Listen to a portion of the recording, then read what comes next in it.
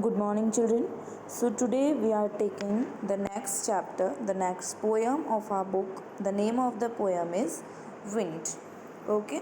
So, this poem actually ये जो poem है बच्चों ये तमिल में लिखी गई थी जो कि सुब्रमण्या भारती ने लिखी थी। फिर इस पोएम को हिंदी में ट्रांसलेट किया गया, वो किया था A.K. रामानुजन ने। ठीक है, सबसे पहले जो ब्लू बॉक्स में दिया हुआ है, the wind blows strongly and causes a lot of destruction. जो विंड होती है, जो हवा होती है, वो बहुत ही स्ट्रांगली ब्लो करती है, बहुत स्ट्रांगली, बहुत तेज़ी से चलती है और वो काफ़ी कुछ डिस्ट्रक्ट कर देती है, डिस्ट्रक्शन कॉज करती है। तो how can we make friends with it, हम विंड के साथ फ्रेंड्स कैसे बन सकते हैं, इसी बेस पर ये पोएम है और आपको पोइट ने काफ़ी सारी इसमें मोटिवेशनल चीज़ें बताई है। सो सबसे पहले जो पोएट है वो विंड को क्या कहते हैं, wind come softly, don't break the shutters of the window, don't scatter the papers, don't throw down the books on the shelf. Poet जो है वो विंड को कहते हैं कि विंड कम सॉफ्टली, तुम धीरे से आओ, तुम धीरे से आना, तुम तेज़ी से मत आना। Don't break the shutters of the window, तुम विंडो के शटर्स को, विंडो के ग्लासेस को मत तोड़ो। डोंट स्कैटर द पेपर्स, तुम पेपर्स को मत बिखेरो। Don't throw down the books on the shelf, तुम शेल्फ से बुक्स को नीचे मत गिराओ। There look what you did, you threw them all down. अब वो विंड को देखकर कहते हैं, देखो विंड, तुमने ये क्या किया, तुमने सभी कुछ नीचे गिरा दिया, तुमने सारी चीज़ों को नीचे गिरा दिया। You tore the pages of the books, तुमने बुक्स के पेजेस भी फाड़ दिए।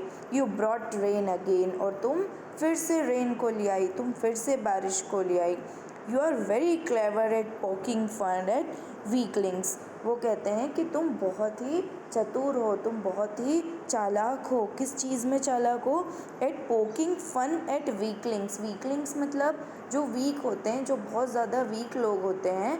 अब यहाँ पे पोएट जो है वो ह्यूमन बींग से धीरे धीरे इस चीज़ को कंपेयर कर रहे हैं। अभी जो हमने चीज़ें पढ़ी, विंडोज़, पेपर्स, बुक शेल्फ्स, ये सारी बच्चों अनएनिमेटेड थी, नॉन लिविंग थिंग्स थी। यहाँ पोएट विंड को कह रहे थे कि इसे मत तोड़ो, पेपर मत बिखेरो, बुक्स नीचे मत गिराओ।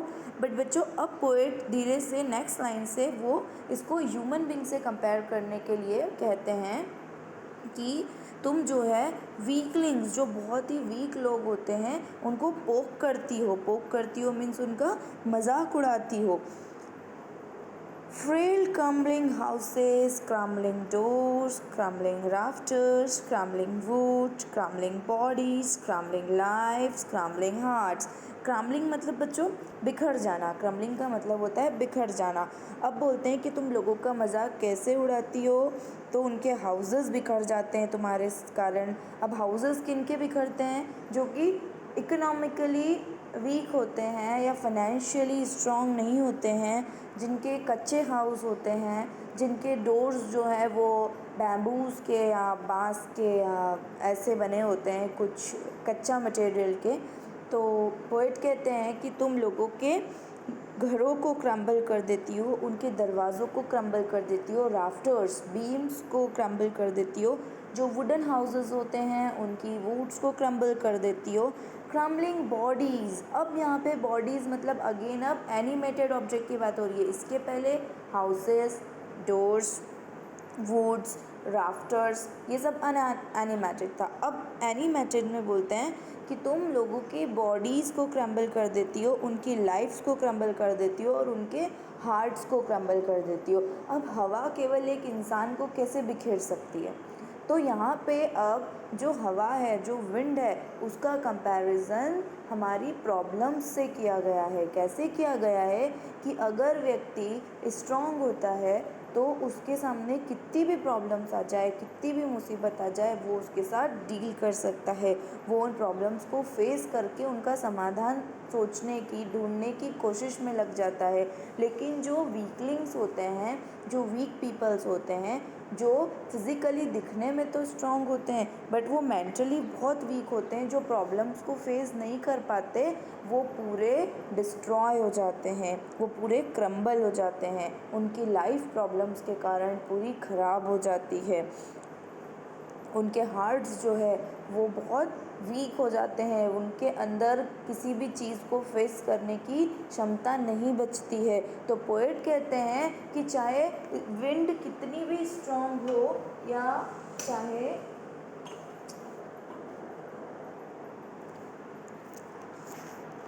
तो जितनी भी प्रॉब्लम्स आ जाए हमें सबको स्ट्रांगली फेस करना चाहिए। Next, the wind god winnows and crushes them all. The wind god, अब यहाँ पे विंड गॉड जैसे बहुत सारे ग्रीक गॉड्स होते हैं, हमारे यहाँ भी अग्नि देवता, वायु देवता, तो यहाँ पर जो है So the wind god winnows and crushes them all. He won't do what you tell. जो wind god होते हैं वो winnows and crushes them all. अब winnowing क्या होता है? winnowing एक प्रोसेस होता है, आप आपके बुक में देखिएगा पेज नंबर 31 पर दो फीमेल से वो ऐसे वीट को विनो करते हुए आपको दिखाई दे रही है। तो इसमें विनोइंग का मीनिंग ये होता है बच्चों कि जब हम वीट को ऐसे हवा में नीचे की तरफ डालते हैं तो जो उसका फूड ग्रेन होता है, जो खाने लायक मटेरियल होता है, वो अलग हो जाता है और हवा के कारण उसका जो शाफ्ट होता है वो शाफ्ट पूरा अलग अलग चला जाता है। ठीक है, तो वो यही कह रहे हैं कि जो विंड गॉड होते हैं वो विनोइंग करते हैं और he won't do what you tell them, वो कभी नहीं करेंगे जो आप उनको करने को बोलेंगे। So come let's build strong homes. Now a poet is saying that just come and build the strong homes, मतलब वो लोगों को कह रहे हैं कि हमें इस हवा से नहीं डरना है, चलो आओ और हम हमारे घरों को स्ट्रॉन्ग बनाते हैं, हम सारे दरवाज़ों को फर्मली जोड़ देते हैं। Practice to form the body, हम हमारी बॉडी को बहुत स्ट्रॉन्गली फॉर्म कर लेते हैं। मेक द हार्ट स्टीट फास्ट, हम हमारे हार्ट को बहुत स्ट्रॉन्ग बना लेते हैं।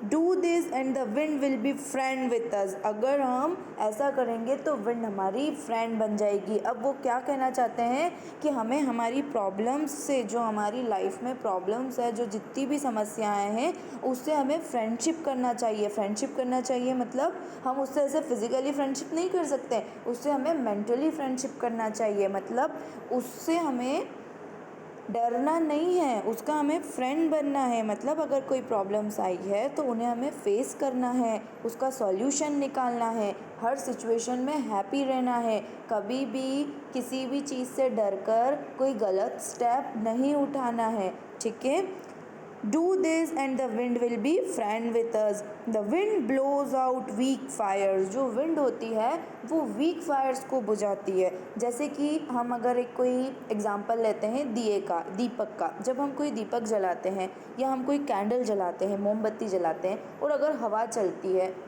माचिस की तीली जलाते हैं और अगर एकदम हवा चलती है तो वो बुझ जाती है। क्यों बुझ जाती है? तीली क्यों बुझ जाती है? दीपक क्यों बुझ जाता है? कैंडल क्यों बुझ जाती है? क्योंकि ये सब वीक होते हैं, इसलिए विंड इनको इजीली बुझा सकती है। आपने देखा होगा जो बड़े बड़े डेंस फॉरेस्ट होते हैं, जैसे कैलिफोर्निया में फॉरेस्ट है, वहाँ पे अगर फॉरेस्ट फायर्स होती है या कहीं भी फॉरेस्ट में फायर होती है, आग लगती है, तो वो इतनी तेज़ी से इतनी ज़्यादा फैलती है कि वो दूर तक बहुत सारे फॉरेस्ट को जला देती है। वहाँ पे विंड उसे नहीं रोक पाती। क्यों नहीं रोक पाती? क्योंकि वो स्ट्रॉन्ग होती है। तो यहाँ पे पोएट क्या कहना चाहते हैं कि अगर आप स्ट्रॉन्ग बन के रहेंगे तो आपकी कोई भी प्रॉब्लम्स आपका कुछ नहीं बिगाड़ पाएंगी, लेकिन अगर आप वीक हो जाएंगे तो आपकी प्रॉब्लम जो है वो इतनी बड़ी हो जाएगी कि वो आपको पूरी तरह डिस्टर्ब कर देगी। He makes strong fires roar and flourish. His friendship is good. We praise him every day. क्या बोलते हैं कि विंड जो है वो स्ट्रॉन्ग फायर्स को कभी फ्लरिश नहीं कर पाता है, कभी रोक नहीं पाता है, वो केवल वीक फायर्स को फ्लरिश कर पाता है। विंड की फ्रेंडशिप बहुत अच्छी है। We praise him every day, हम इसे हर दिन प्रेज करते हैं। तो ओवरऑल बेटा पोएम का जो आपका मोराल है वो ये है कि हमें इस विंड को हमारी प्रॉब्लम्स से कंपेयर करना है कि अगर हमारी प्रॉब्लम्स बहुत बड़ी हैं तो हमें भी उसके लिए बड़ा बनना होगा, मेंटली स्ट्रांग बनना होगा, प्रॉब्लम्स को फेस करना सीखना होगा। अगर हम छोटी छोटी प्रॉब्लम्स में वीक बन जाएंगे, डीमोटिवेटेड हो जाएंगे, तो प्रॉब्लम्स जो है वो हमारे साथ और ज़्यादा दुश्मनी कर लेगी और परेशान करेंगी। ठीक है, आपको आई बात समझ में? I hope you have understood this poem. After this if you get any kind of doubt then we can discuss it. Thank you students, have a nice day.